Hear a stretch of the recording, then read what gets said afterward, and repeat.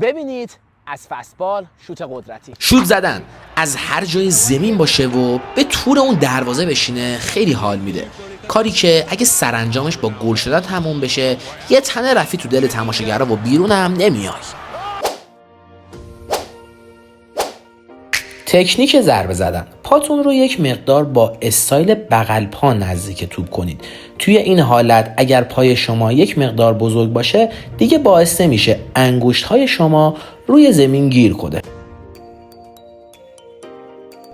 البته اگر با این استایل به مرکز توپ یا حتی پایین‌تر ضربه بزنید میتونید جهتی که دوست دارید رو به توپ بدید و باعث میشه توپتون روی هوا زیاد نچرخه و مسیر دلخواه شما رو بره. اگر شما میخواید ضربتون استایل بهتری پیدا کنه با پایی که ضربه میزنید کنار پای تکیه‌گاه به صورت ضربدری بذارید پایین، اما در این صورت قدرت چندانی نداره. اما اگر میخواید ضربه‌ای بزنید که از همه توانتون استفاده بشه مثل این ضربه حتما پاتون رو در امتداد توپ حرکت بدید.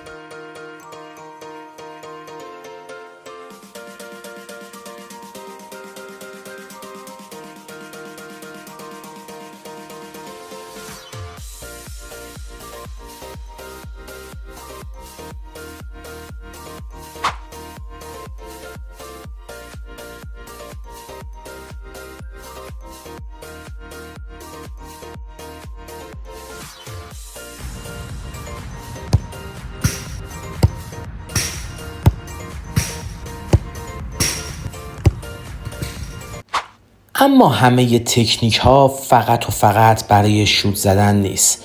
قبل از شوت زدن شما باید یه کار خیلی خیلی خیلی ضروری انجام بدید. بریم که بهتون بگم.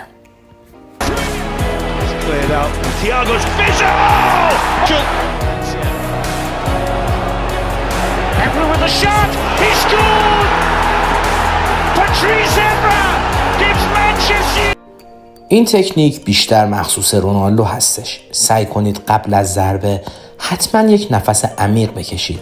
عملیات دم از بینی و عملیات بازدم را از دهان خودتون انجام بدید. همچنین میتونید برای افزایش اعتماد به نفس از جملاتی که داخل دیسکریپشن نوشتم استفاده کنید.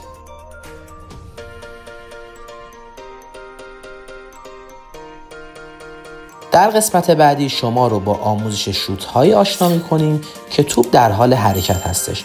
خوشحال میشم کانال من رو سابسکرایب کنید و هر سوالی دارید داخل کامنت ها بپرسید. موفق و پیروز باشید.